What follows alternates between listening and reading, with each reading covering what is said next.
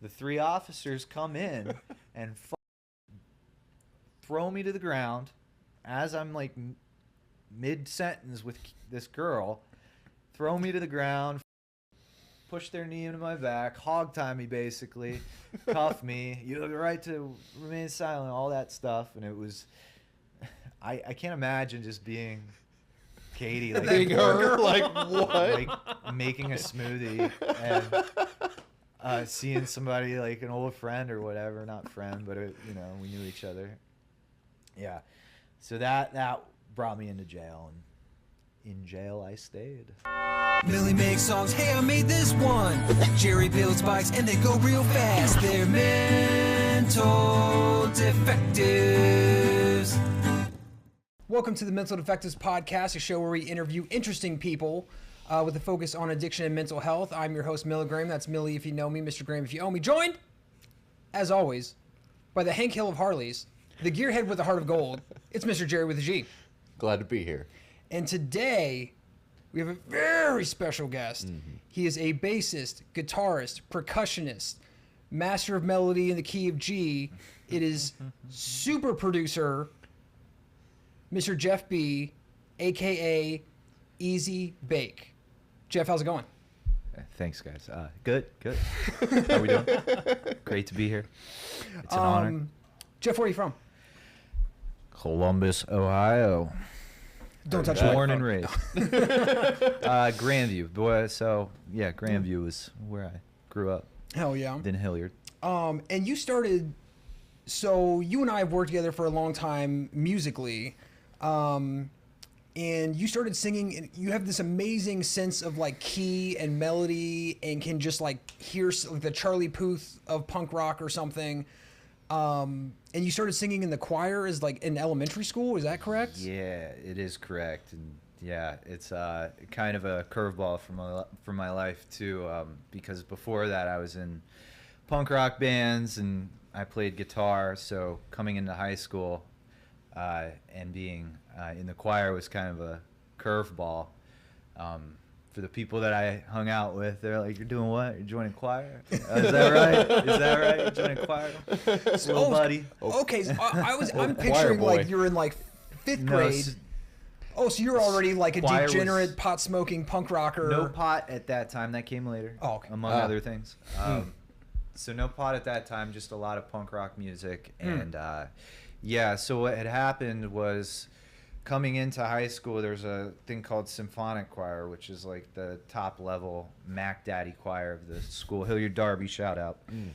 And I was approached because it was through the grapevine that I had a deep voice, and I did it. It's not really here anymore, kind of, I guess. Do I have a deep voice? I guess I don't know.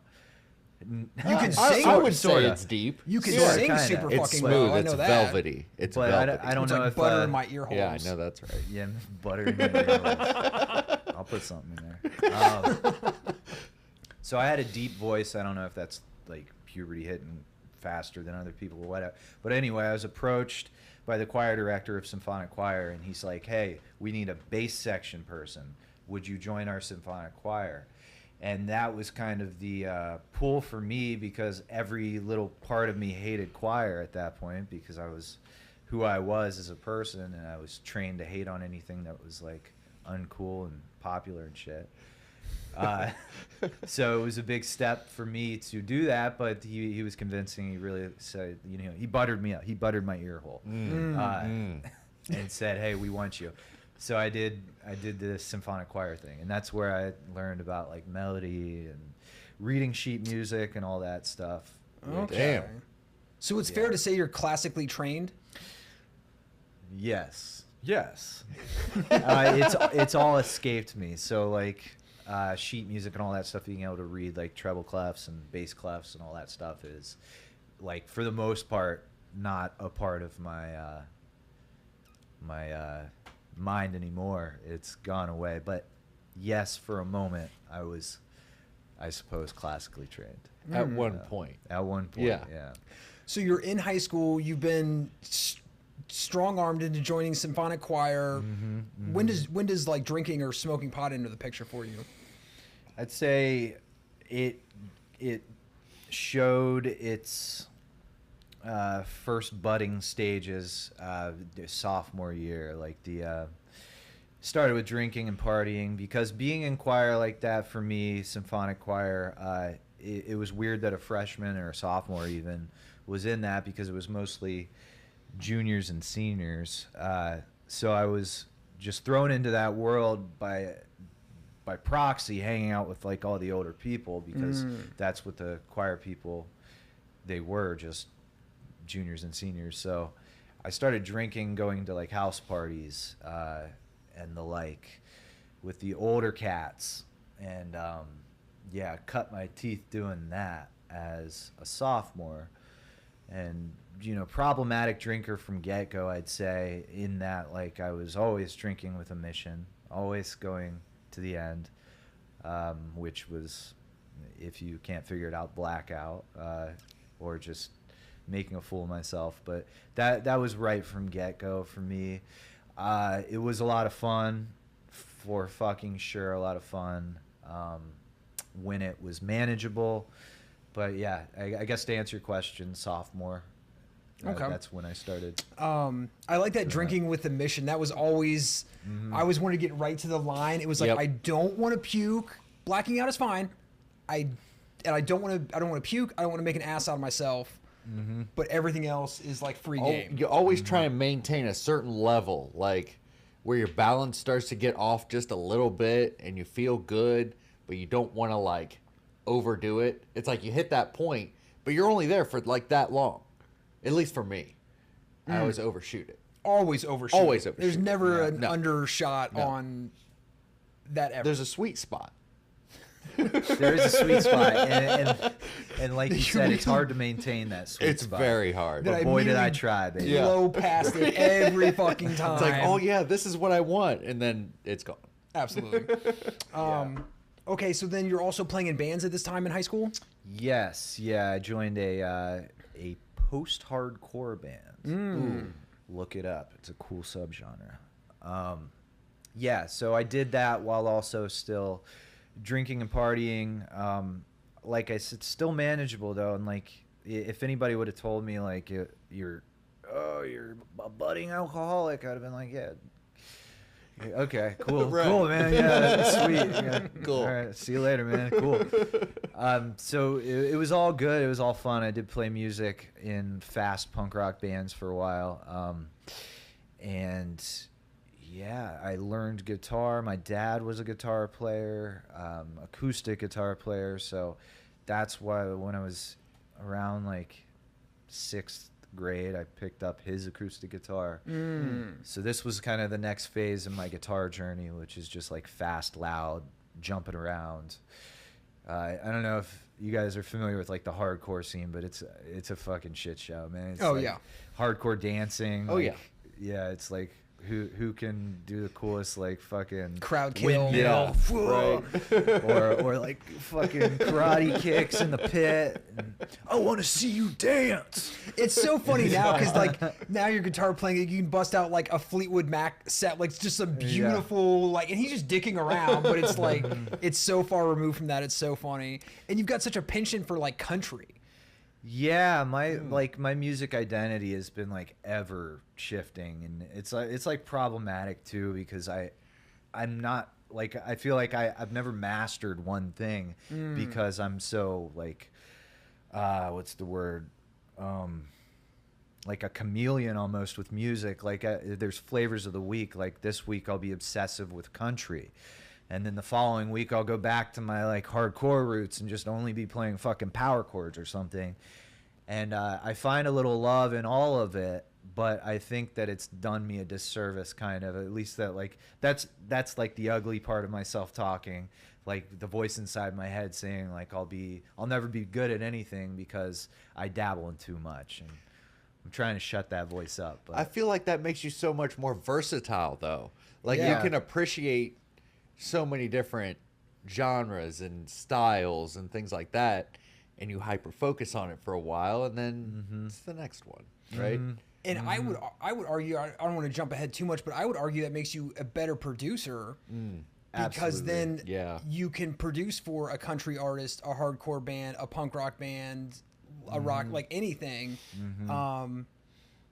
That's what I would say. Okay, so we're in high school, hardcore bands, drinking, partying, Blacking out. blacking out as one does. See, when I was in high school, I was just blacking out. I wasn't in the band. I was nothing musical going on at all. Where do we go from there? Yeah, so that kind of segued into like the occasional back in the day there were these things called oxycontins, and they were nice. Oxys. They were The pretty first fun. love of my life.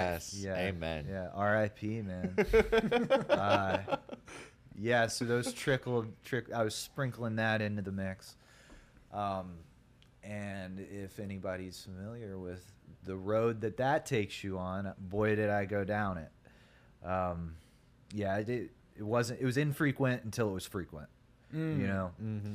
And graduated from that. I don't know how fast we're going here, but I went from the Oxycontins were, even back in the day, very expensive. Yeah. I think OC80 was $80 at one point, and then it got to be like even double that. I feel like if you found one, if you could find one. And yeah, so I always maintained some sort of money flow to be able to afford this. Not really for music, unfortunately. Haven't broke through in that way with music, but Yeah. Yeah, Which is, for people unfamiliar, it's basically next to fucking impossible. Yeah, it's like over- a it's million oversaturated. streams get you like $35, and then back then we're talking about like selling CDs like hand to hand, which like if you think selling a CD is easy, I encourage you to go try it. It is almost impossible. Yeah. Mitch Hedgeberg has a really good joke about like flyers, where he's like, someone handed me a flyer, is like, here, you throw this out. And Right. like handing someone a CD, Oh, even for yeah. free, is the exact same thing. Yeah, getting a random person to care about a fucking little 12-song EP or whatever is just next to impossible. Yeah. But you did record an Yeah. album with that band? Yeah, a couple albums. One is on Spotify, at least it was last time I checked. I have a bandmate who lives in Colorado who manages all that stuff because he's, just a good person who does that. But I don't know if it's still up there now. If it is, it's search Bright City. Check it Bright out. City. Nice. Check it out. The Mental Defectives Podcast is brought to you by Milligram's new EP, More is Always Better. 6 electrifying tracks available on all streaming platforms. Sounds like the Oxycontin thing I feel like it was a fairly short-lived epidemic, if you want to call it that, because like, I feel like from trying it to getting like priced out was like 3-ish years, maybe. It wasn't Am long, I crazy? at least from what I remember. Yeah. It was. Yeah, a quick phase for my use. I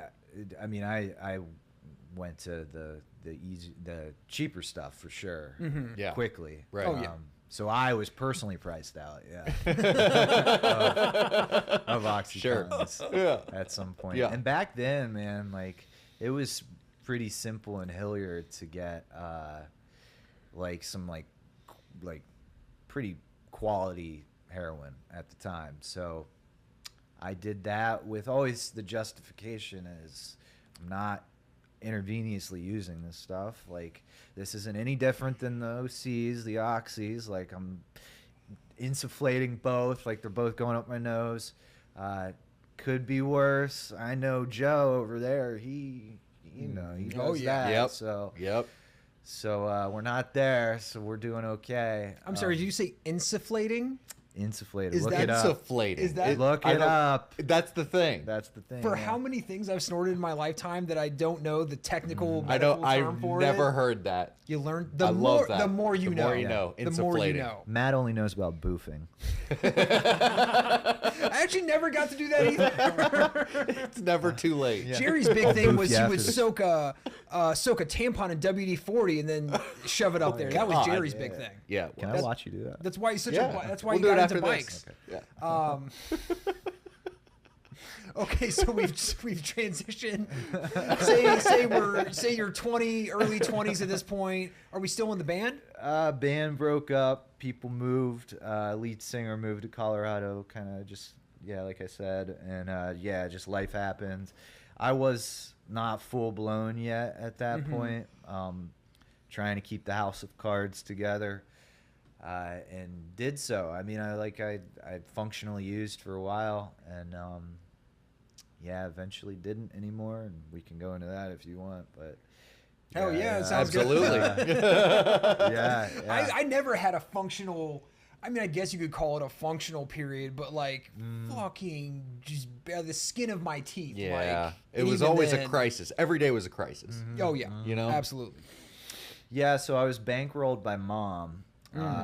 So that if you're using the types of drugs that I was using, like you had to have an income stream to be able to afford it.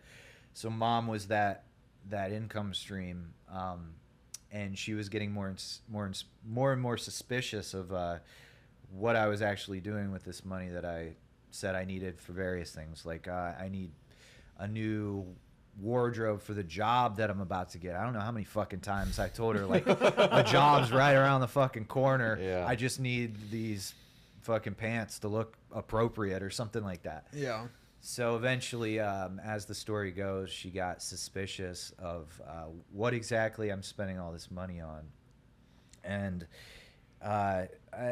it's hard to think back and remember exactly, like, the moment in time that, like, she found out what I was doing, because she's found so many stashes over the years too. Like, I don't remember which stash it was that she found that it made her break through and realize her kid's doing heroin, but one of them. And yeah, I was put on a pretty rigorous, like, rigid ultimatum from my parents. Like, you either stop doing these fucking drugs, Jeff, or you're gonna find someplace else to live. We don't know where it will be, but it won't be here. And I didn't adhere to that wise counsel at all. And then I got kicked out as a result. And I'll never forget that, because it's like burned in my memory. My mom locked the door on me, threw out my pillow, and said, "Go find a place. You're not coming back in here." And as a tactic, I thought it was smart to be like the guilt trip thing. And I was like, "What do you want me to do, Ma?" I was yelling this because the door was shut in my face, and I was yelling through the door, "What do you want me to do? I guess I'm just going to go kill myself." I'll never forget saying that, because this was the tactic that I had conjured up in my mind. Like, what's the one thing I can pull out of the fucking depth that will get her to open this door and be like, "Okay, son, just don't kill yourself. Like, Right. Yeah. come here, we gotcha." And to my surprise, what she responded with was, "Okay, go do it." Damn. Ooh, And- hell yeah. Ouch. And my mom is a saint, and she is a gentle, beautiful, just the ideal mother. And to pull her into an area of saying that to her own son was no fault of her own. I tell you Right. that. Like, that wasn't a testament to her, like, not having a love capacity for me. Yeah. That was the testament of me pulling her so far away from her beam that she would say something like that to her own son. And that's such an important, like, milestone in my story, that I have the capacity, I have the capability to just utterly wreck somebody that's close to me. Just fucking tear it apart, dude. Like, and I'd love to say, like, what is that? That sounds like a lead. I'd love to tell you that woke me up, and I never used again. But yeah, that just threw me into the homeless life, because I had no place to go. So by effect, I was homeless. And I don't know if you're familiar with Hilliard, but Fetter Road, I started hanging out down there, taking the bus. The Rome Hill, let's see, that's Broad Street, I guess. Yeah, Broad Street bus down to downtown to cop drugs.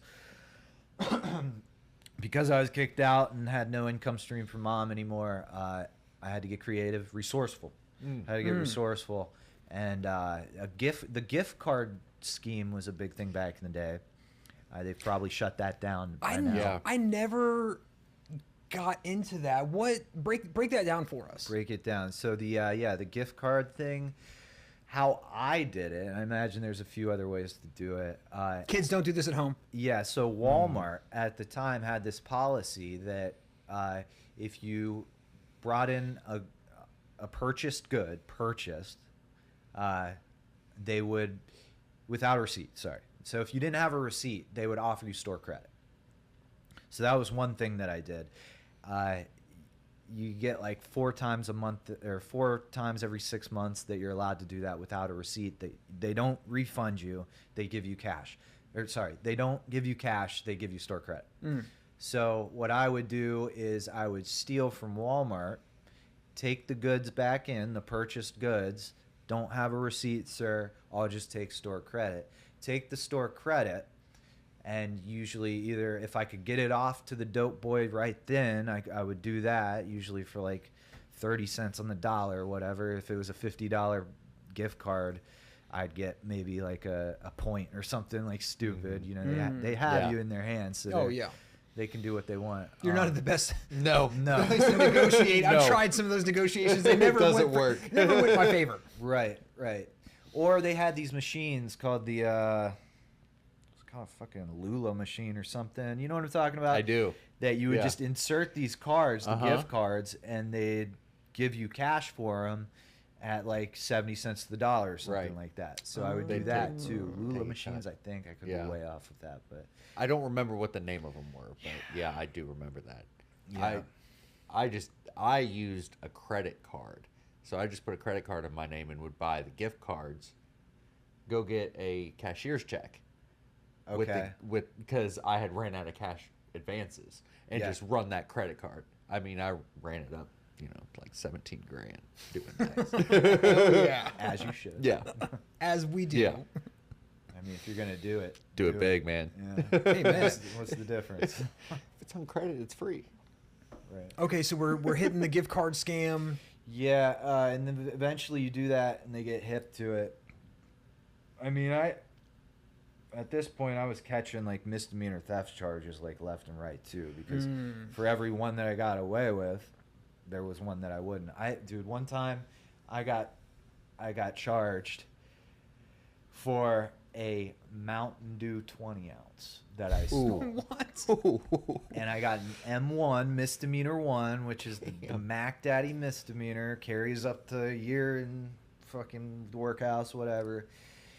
And I was so irritated because 20 minutes before that, I had gotten a haul with, at the time, it was Wii controllers that I was stealing. They were just easy to pocket.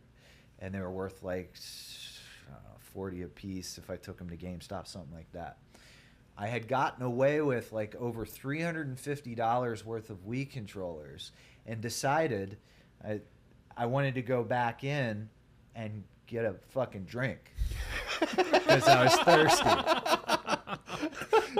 Stealing all those controllers will get you builds a thirst. Yes, Right. yes. I was Who a knew? thirsty Parched. boy, man. So I went back in, and mind you, like I'm so far removed from reality at this point. Like that's important to like stress. Like thinking back on it, it reminds me a lot of like a possession. Like not to get esoteric, but it's like I wasn't in my body. It's like my memories. I have the memories, but I don't remember being the person.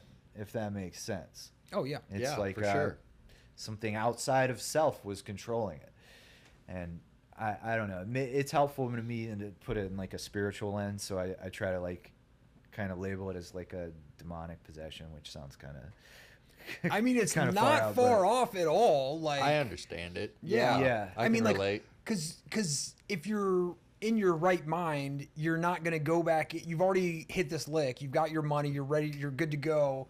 No sane person is gonna be like, let me stop back in. I need to quench my thirst with a Mountain Dew, and I'm gonna I'm not gonna shell out the $1.25 for it.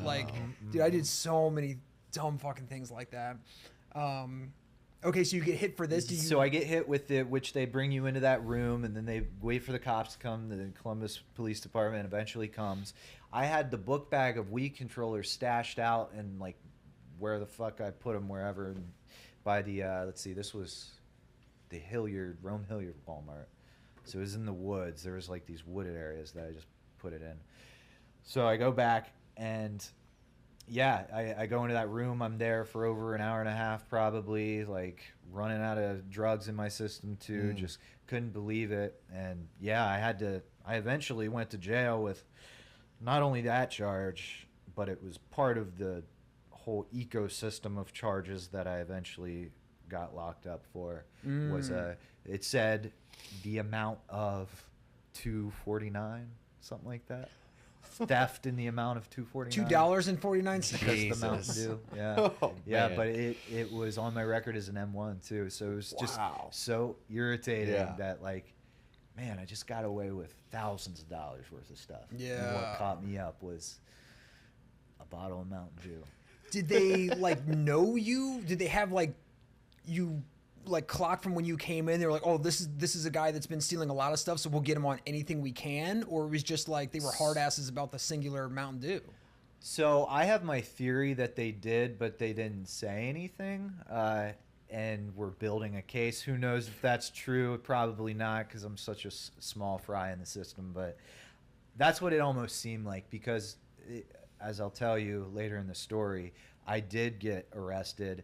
And when I got arrested, I had a laundry list of charges that I eventually stayed in the workhouse for 6 months waiting just to go to court for some of them. And because they ran them concurrently. So they either run them consecutively or concurrently. And you want them consecutive because then you get like lumped in and you like all your charges exist like together. But because of the way that I had done crime, it wasn't able. So I'm basically sitting for a month on this charge, waiting for court on this charge. And then after that, I'm waiting on this charge. So I was waiting for 6 months in the workhouse. And yeah, so all that to say, like, when I did get caught, I got caught with a lot. And it was not only misdemeanors, there was felonies.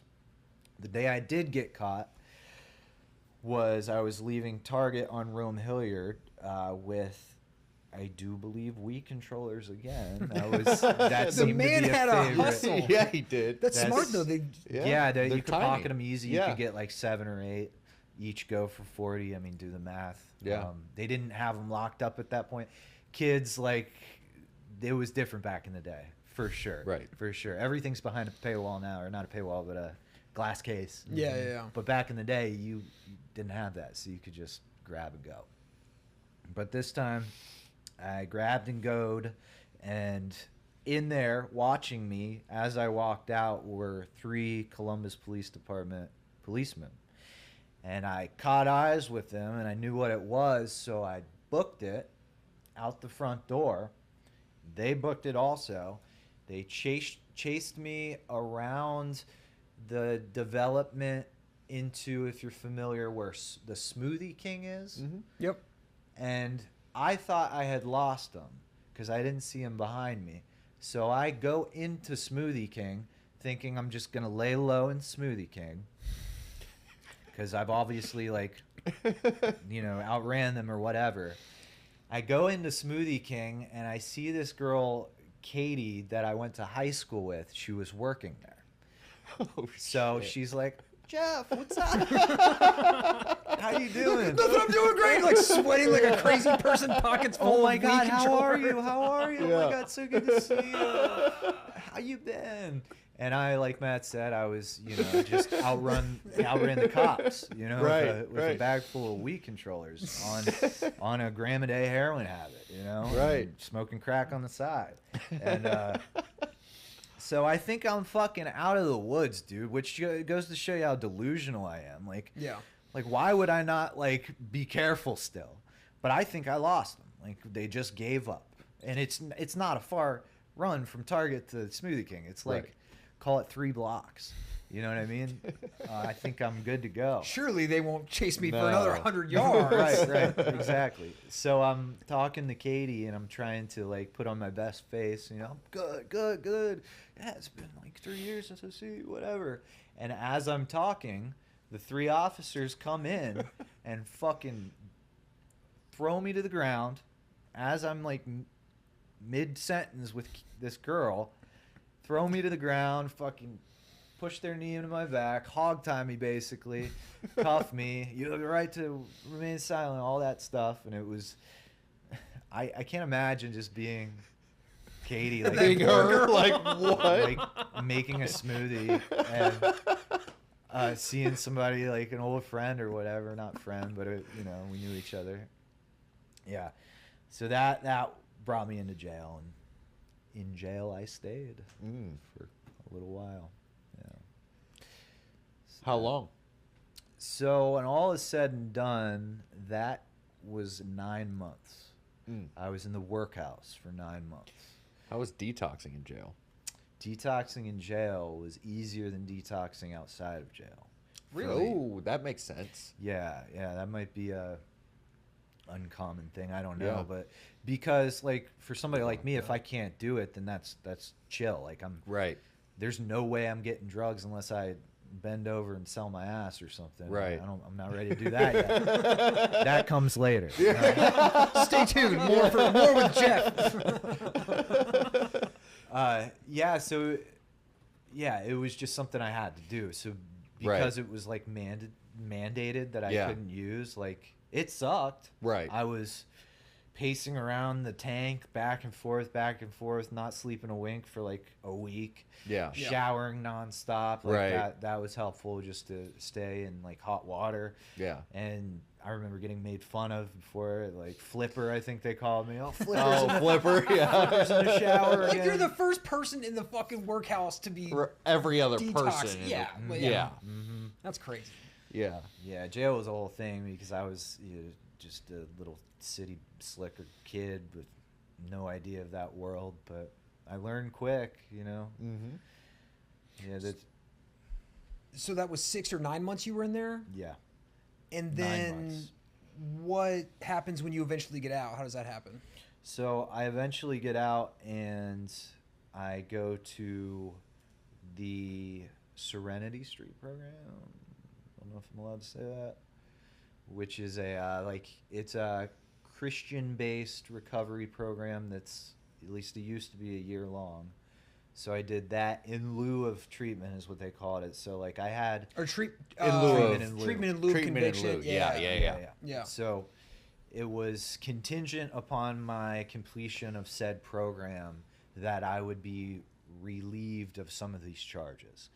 So I pled out, like, eventually what happened is I pled out to like 3 or 4 misdemeanors that were permanently on my record. And these are all like petty theft, or we've got some like possession or paraphernalia thrown in Possession, there, or petty grab bag of thefts. everything. Sounds Yeah. like. Yeah. Mostly just petty thefts and possessions. I think one was receiving stolen property. Bro, that receiving stolen property gets fucking everyone. Like, I know 100 different people with that charge at least. Yeah, they love yeah. that one. Yeah, and that can be a felony because I actually Sure. did have a felony. If it's over like $1,500 or something like that, the whatever it is that you received. I had a friend. I used to run with this guy. Friend it loosely, but I used to run with this guy every single day. And the one day I wasn't with him, it was like the day I went to treatment, and he stole a bike. And it was like just picked up like a little kid's bike out of a front yard because he wanted to ride a bike instead of walk, just similar to the Mountain Dew thing. Yeah. And it was like $1,512 or something, and he Oh, got shit. the receiving stolen property felony. Bullshit. And like the whole time, I did a year in treatment, similar to the thing you were talking about. He did 2 years in jail. So it was somebody I was with every single Yeah. day for like a year straight, just living off the land, running and gunning. And just the grace of God, I got shoveled off to treatment that day, and he caught this ridiculous charge and spent that whole time in jail. Like, But for the grace of God, there go I. amen. Hey, Mental Defectives. Are you getting married? If so, we can officiate your wedding for the low, low price of $500. You have to be in Ohio. Because Jerry and I are both licensed ministers in the state of Ohio. If interested, email us at mentaldefectivespodcast@gmail.com. Now let's get back to the episode. So you're at Serenity Street. What was that experience like, being in treatment for the first time? Is this the first time you were in treatment? long term. So I did Okay. the detox thing. Yeah. Oh, the I detox did- shuffle. Right. Yeah, the detox shuffle, kind of in and out, and just, you know, never changed anything, so I kept using. This was the first kind of like wake up call in that like I was coming off the heels of like seeing firsthand what my life would look like if I continued to use. So I had like this big like center of information telling me like, okay, like don't do this. This is what this will get you. Let's try this. So at that point, it was like the white flag surrender thing. And in that way, Serenity Street was ridiculously helpful because I was at an end myself to be able to receive the help. Yeah, they helped you get a job too, which before that I had little to no experience with any type of like job setting. You know, I worked as a busboy for a little bit and door-to-door thing for a little while, but like this was the first like get a job, stay stable with the job, feel what that's like to be able to like get the things that I want, like provide for myself, which were all like foreign concepts at that point. And because of that, it was a really cool thing to experience, like buying my own guitar, like getting a MacBook Air to be able to like record some dumbass ideas that I've been running around with guitar. And like it was just like a very momentous experience because I kept getting rewarded from the fruits of my labor with the help of like Serenity Street was huge with that. So yeah, I did that for a year and I got out, and yeah, not the last time I used though. I used again. So.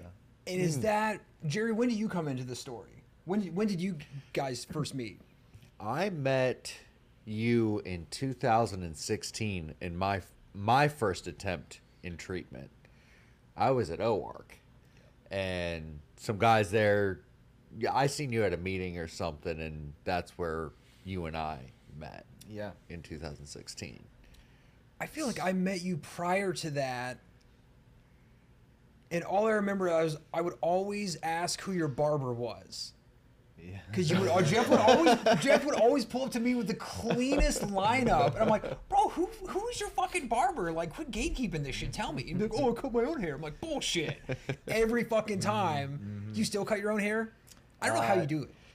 If I'm rocking the short hair, I will, but yeah, not anymore. Like, Right. Yeah, I don't have the skills to do like scissors and shit. But if I'm doing You can't flippers- feather bangs? This is ridiculous. Okay, so you get out of treatment.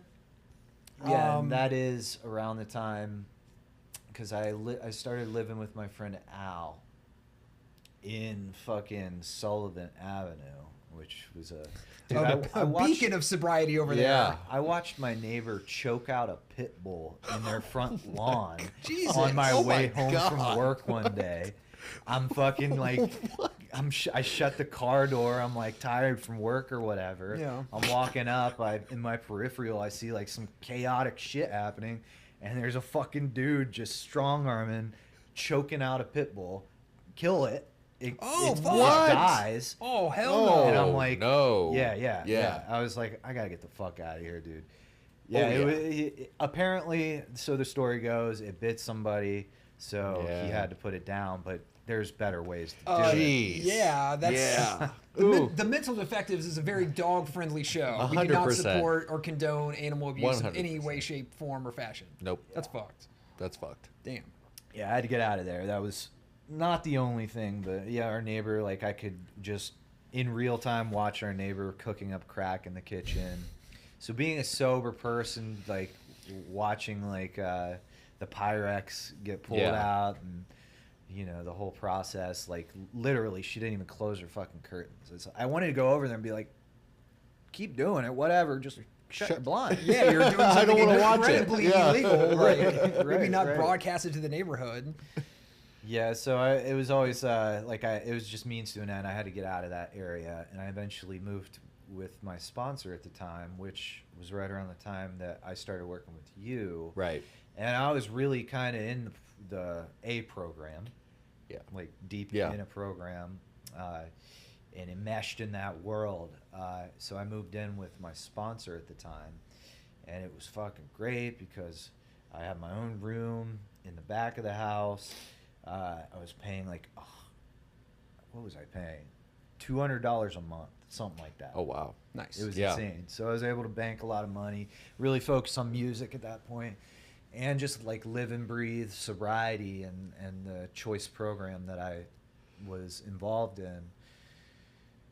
And I have a lot of love for that time in my life. Mm-hmm. You know, part of me really looks back on that and kind of yearns to recreate that sense of community. And because I've gotten kind of isolated well, not so much lately, but I as a human being, I'm very isolated, period. Like I tend to like cope with that. Like I'll dive into my own shell or whatever, as a way to like feel safe in the world, I guess. Like this is what I'm finding out. Like as it happened, I was none the wiser, but like looking back in hindsight, it seems to be a way that I kind of shield myself from the things that throw me off. Is I'll just like dive inward in an Yeah. unhealthy way. Like a certain amount of that's kind of cool and healthy, and like you create your own inner world or whatever, and you feel safe with yourself. So those parts are cool, but there's an ugly side to it too, which I uncovered. And that led me to like experimenting with lesser drugs. So eventually COVID happened and threw me all the way off. And that's where you and I kind of reconnected, because a Right. mutual friend, shout out Adam G, had a like outside fireside meeting or whatever, and I had done a cover of a 100 Gex song, and somehow we were like, oh bro, like you were all hyped on it, and then we were like, bro, let's make a hyper pop song. And then that's when you and I started working together, and we made a song entitled Jiggle My Pickle, which was not released. And then immediately we did like the one and only hyperpop song, and then we went straight into the now classic songs of Hit Different and Picture Perfect Heartbreak and all these songs. Yeah, the hyperpop thing was fun, man. Like, Yeah. I wish we did release that because I still think that was a good song. You still have it on your... I do. Oh shit! I want to hear it. I want to hear it Dude, before it we hits. commit to releasing it. It hits, Does man, it? yo. That's hilarious.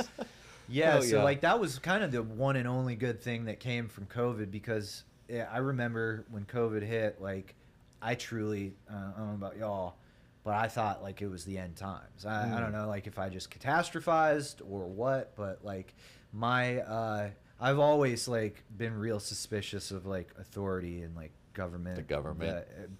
Yeah, among other things, the government. If you're listening, I do trust you. I do. He files his taxes I pay every my year taxes. perfectly. Right, Yes. right. So I thought this was like the time, right? So, like I was convinced, dude. It was like pretty delusional. Yeah, so I started doing things like only playing Hollow Knight. If you're familiar with Hollow Knight, it's a little indie game on the Switch that is hard as fuck, and it's like 350 hours to 100% it. Damn. So like I just literally lived and breathed that game, and yeah, like that took me down kind of like a weird little rabbit hole of like, as I said, like further isolating myself into the flavor of the week. First it was the video games, then it was, you know, other things. But I did maintain somehow working with Matt. That was like the saving grace. I don't know if I really like open up about that, but like had I not been able to have the outlet of working with Matt, like it was already pretty ugly, the space that I was in. I can't imagine what it would have really looked like if I didn't have that to look forward to express my creative self. Like it, I don't know, maybe I would have went to harder stuff. You're welcome. Yeah, yeah. Fuck you. No, that's dope Yeah. though, because that's That like is cool. I had no idea about that. I just knew like I was excited to start like working on different kinds of music and like, you know, I will tell anybody that listens, like I've been in all kinds of recording sessions with all kinds of huge producers in like LA and all over the country, and like I swear to God I would put you up against any as talented as any of the people I've worked with. Like, dude, like I will walk in the studio and just be like, Jeff, I need a guitar that sounds like, and he's like, oh, you mean like this? And just fucking, yeah, and he's like, there. well, now I want it with some more, 30% more stank. He's like, oh, you mean like this? And it's exactly what I want. Or I'm like, oh, actually, do that, but do finger picking instead. And he's like, oh, you mean like this? And it's fucking mind blowing. And yeah, we started cranking out music around that time. And yeah, we started with hyperpop and immediately switched. We did like one or two like rap-ish songs and then straight into pop punk. And then we've morphed and melded it into like whatever the fuck you want to call it that it is now. Yeah, just a hodgepodge of genres, like kind of like what I was talking earlier, like how I've kind of floated around to so many areas in the music sphere that I've been able to like kind of merge a lot of them. I'd like to think in a unique way that you know not many people are doing. On that note, can I piss real quick? Hey, Mental Defectives, would you like to advertise on our podcast? If so, email us at mentaldefectivespodcast@gmail.com so we can help you make a lot of money. Now let's get back to the episode. All right. Started producing music. Yeah, so that kind of came in a weird way, I guess. It was never a decision on my end, like, oh, this is it. I'm gonna really work in the production world. It just kind of fell into that over the years of me trying to track my own stuff, like my own original ideas and things. I think I mentioned that when I got that job at Serenity Street, I was able to purchase things that I'd always, in theory, wanted to help like get these ideas in my head on paper. So I got my first MacBook and started using GarageBand at the time, and I just plugged straight into an audio interface and went straight in.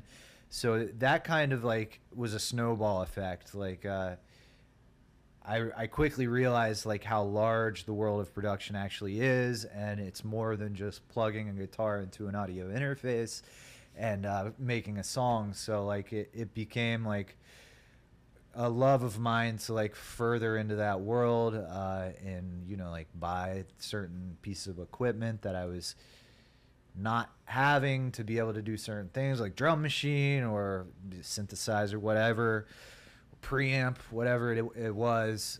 It was a really cool road I went down with that stuff because I was learning as I went. And I was realizing that I seemed to have I won't call it a gift, maybe Matt will, but I will. I seem to have a propensity to have a lot of fun and uniqueness in that like production setting, I guess, like texturing songs and things like that. Like I found out that I really love to do it, is my point along the way. And by the time I met Matt, I had accrued a decent amount of shit because I stayed sober. I mean, that's an important piece of the puzzle. Had I not stayed sober, I would have. I've done that. I don't know how many. I had a Taylor acoustic that I pawned off for $300 with the intention of, this is what I told myself. I took it to the pawn shop. This was over $1,000 guitar. It was a 314 CE, rosewood back and side, spruce top. And I'm like, okay, I don't want to just sell the shit because I love it. So my idea was take it to a pawn shop, pawn it like the old school pawn, which means you're getting it back. You're just taking a loan out, they're holding on to the guitar, and then you'll do the reverse exchange once you have the money to pay them back. And you get fucked on the deal a little bit, whatever, but the point is you get the money right then, and then eventually you get your guitar back. So I'm like, I'll just do that, and I'll pawn it off for a low enough amount that I know I'll come back and get it. Because if I pawn it off for like, I think he offered me like $750 if I wanted it. if I did that, there's a good chance that I'm not going to come up with $750 the following week when it comes like time to pay the piper. So I'm like, I'm not gonna do that. I'm gonna do it for $300, because if I could do it for that, I'll never let it go for that money. Uh-oh. So needless to say, somebody got a nice all solid wood Taylor for $300. Never went back, and that's just one story of many with music equipment, man. I've built up, I don't know how many rooms full of music equipment to just pawn it off for next to nothing. Yeah. But when I met Matt, I did not pawn it off. I still had it. So there lies the next chapter of our dynamic duo. And it seems like you're all like your skill set and interest like because you're such like I describe you as like a tinkerer. Like you're a tinkerer too with like bikes and like motors and stuff. You're a tinkerer with like your audio stuff. Like every other time I go to Jeff's house, it's like, bro, check it out. I just got the new Z24 L- bass pedal, bro, and it makes this wah wah wah sound. It's so sick. And then like the week later, it's like, oh, I actually upgraded it to the newer model, and you're just like, all right, this Cool. okay. But and so like, you know, you're playing guitar in high school and like singing and stuff, but like how do you get so good at playing the bass and programming drums and working with synths and all this kind of stuff? Yeah, that came sort of like I mentioned, just like in like a domino effect kind of thing. Like, for instance, I'd have a song idea, I'd lay it down, and I'd be like, oh, this would sound really cool if I had like a snare on the 2 and 4, or if I had some like hi-hats bringing in the hook or whatever. So to actually do all these things, I had to teach myself like the different aspects of the like programming drums, for instance, or if I wanted like low end on the chorus, like I would have to learn how to make bass fit in a mix, and how to like cut the low end to make it fit with the drums, to make it not take up too much sonic space or whatever. Like the problem was, it was just a series of me having problems with my translated idea and trying to fix those problems that I learned all these things. And I'm still such a baby in it, dude. It's crazy. Production is just, I mean, you're trying to master every instrument, every plugin. Like, yeah, it's a lot. Yeah. So who are some artists outside of myself that you work with in this capacity? Yeah, so totally different than the way we work, for sure. And the way we work is a really cool outlet for me, because I grew up like loving like emo, and I'm able to like revisit that part of myself with kind of what you are after, like in your genre. It's not necessarily emo. I wouldn't call it what you do as emo. Yeah. But it seems like emo has had a resurgence, and artists like MGK or whatever the fuck incorporate like that and mix it with like trap hats or something. Like that's a trending thing. When we got together, especially, it was trending. Yeah. So I was able to like pull from the deepest parts of my love of music, pull all that up again, and then use that to make something new and interesting with you, which was super cool for me. I mean, I guess I don't know if I told you that, but it was super cool to revisit my roots in that way, because I don't know if I would have ever like played emo shit again. You know, I don't know. Like, part of me hates that music now. You know what I mean? But I still love it. Right. I still love it, but I hate it. But that's what's good, because we bring such like, we have enough of a mutual base of like bands and genres we liked from like this roughly the same time period, and then there's like splits in the path of like I'm gonna say every fucking genre, like that we just kind of throw in there together. But no interest in because you don't really, I know you work on like your own material, but nothing that you've released. Is that like a conscious effort, or that's like part of the, I always say that Jeff suffers from Dr. Dre syndrome. where like the Detox album was going to come out for like 20 years. And it's like, I know exactly what Dr. Dre and Jeff are doing the same thing. They're sitting in there with one 808, one hi-hat, one snare, and there's moving it 2 decibels up, 2 down, 2 up, 2 down, 2 up, 2 down, 2 up, 2 down. Yeah. And so like, is that what's kind of, because I know with our songs, like I'm the one that's like, we need to fucking like this. Just, it's fucking done. Like I'm saying, it's done. I'm done. Like, snare sounds fine. It's fucking fine. No one knows it. Fucking send the stems, bro. Yeah, send the stems. Yeah, so that's. I'm glad you brought that up because it is something that I'm like trying to work around. That I've found out about myself is like, I suffer from this thing called option paralysis that I've coined, or that I didn't coin. I heard somebody else say it. I'm like, damn, that's a cool way to put it. Yeah. Where I'll sit down in the studio with the intentions to write my masterpiece or whatever, and I'll be surrounded by so many different mediums to do that it's like content overload for me. Like it's like, do I want to start it with this like drippy synth sound? Do I want to focus on the drums at first and make like a dope fucking like groove in the background? Or do I want to start it off with like this Wurlitzer or whatever it is? Like for me, I loved like getting into the production world, but it pulled me away from how I write, which is literally sitting with an acoustic guitar. That's always how I've wrote my own shit, and it seems to still be how I write my own shit, whether or not I'm doing it or not. So a lot of the time spent in the studio was me trying to like fit a square peg in a round hole, trying all these different ways of being creative, when the one way that I was able to be creative was the simplest out of the bunch and didn't involve any of those options. It was just me and a guitar. So it's been this like full cycle thing for me to realize that and bang my head against the wall hard enough for long enough of trying to make it work and never having anything to show for it, to finally start to be like, okay, what gives? Like, what's the problem here? Like, I clearly can play and make music. Why can't I produce any content?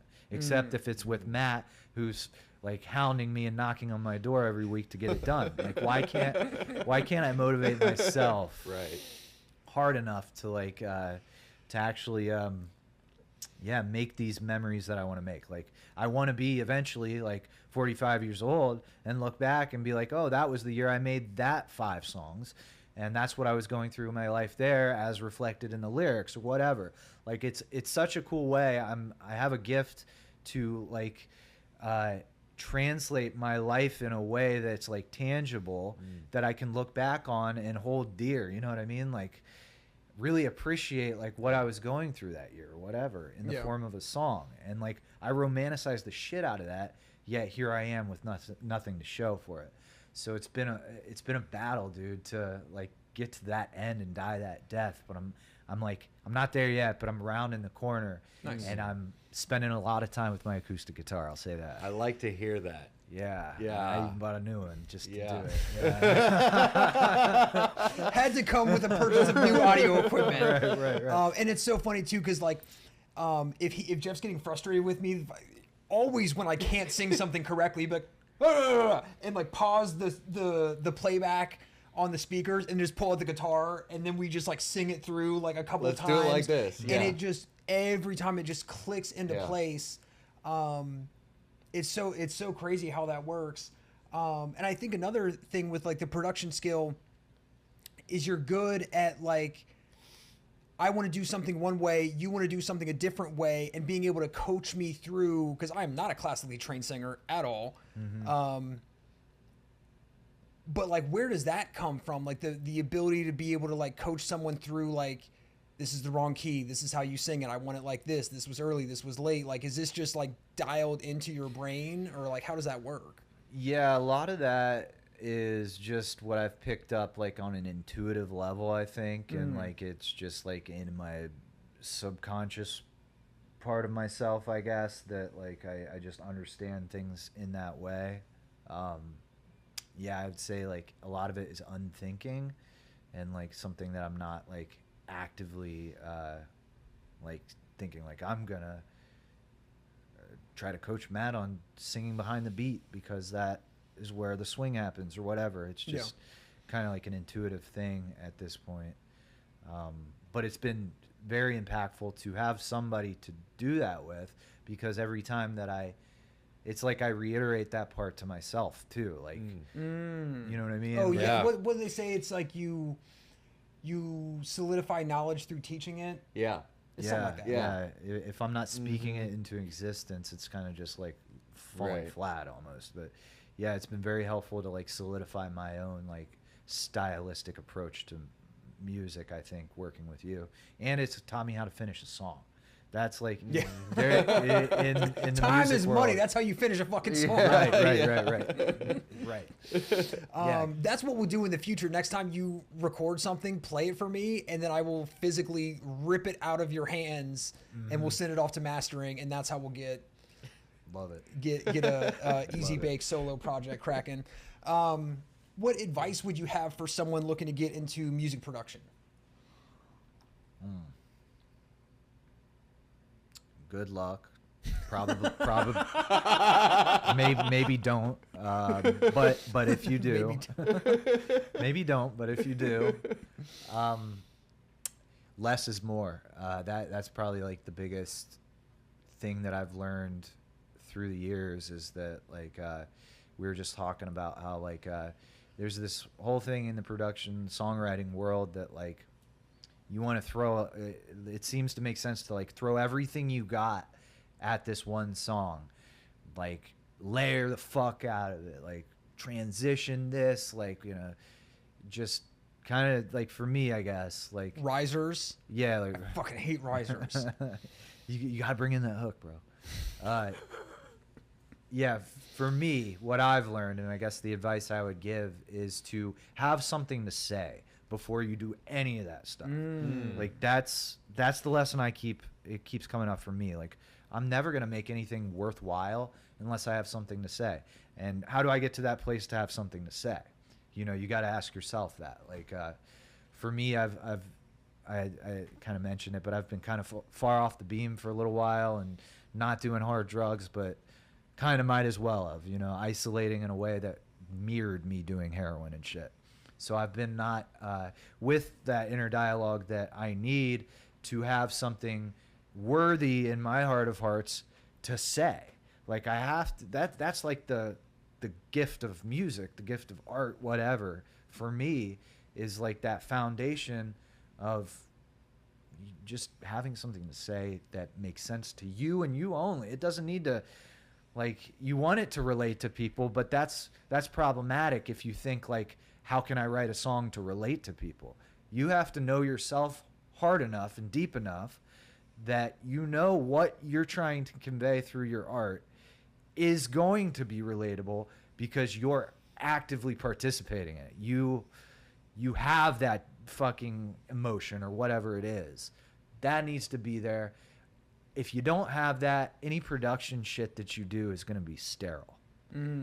You know, and I guess I'm talking about production in a way that like the creative end of the production by songwriting. Like a lot of producers also songwrite, and some producers don't. But if you are into songwriting, I guess, like my advice from what I've learned would be have something to say, and then put the pieces together. Don't put the pieces together before you know yourself, you know, and what you want to. I love that. Say. Yeah. Have something And that to got say. really deep. Yeah, That's I love fire, that. That's though. No, fucking that's great. fucking- yeah. I was into it. I'm gonna chop that up and use that as a fucking intro or in a song or something. Right. So what advice would you have for somebody trying to get sober or freshly getting sober? Because I know I looked up to you when I was trying to get sober myself. Yeah. You were such a beacon for me. Oh, how fast I fell. Are you kidding? You're a guest on the Mental Defectives Podcast. Right, get outta here. You're on Fit right in. doing great. You're on a winning streak. I don't know, man. It's a tough one. I've been kind of out of that world for so long that I almost feel like I'm worthy to say anything like that. But I don't know. I guess for me, like, a big reason why I don't stay sober or have tended to not stay sober is that, you know, it's this idea of like, I'm kind of scared of the rawness of sobriety. And I'm not sure what that even looks like sometimes. It's like this, I'm scared of it, but I don't know what it is. It's rawness is what it is. It's the sober life where you don't have anything to hide behind. You don't have a little pill. You don't have a little like blanket to put over your emotions to shield you from like the rawness of the world and the coldness sometimes. Like it's, I mean, the world is fucked, bro. Like it's, Facts. it's a sad place, 100%. my dude. Like, yeah, I guess what I'm trying to say is that once I investigated enough of like, okay, this is what this rawness of sobriety actually is, it's kind of a beautiful thing. It's like I was so scared of the beauty almost. Like I was so scared of this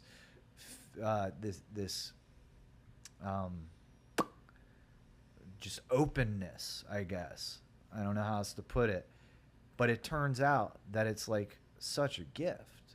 It's like I'm running from something that's really good for me. But I get it. Like I totally get it. Like it's like even now sometimes I'm like, I don't want to be here, you know? Like it's like what the fuck is this world, dude? But like I don't, how do I exist? Like teach me how to feel safe in this place, man.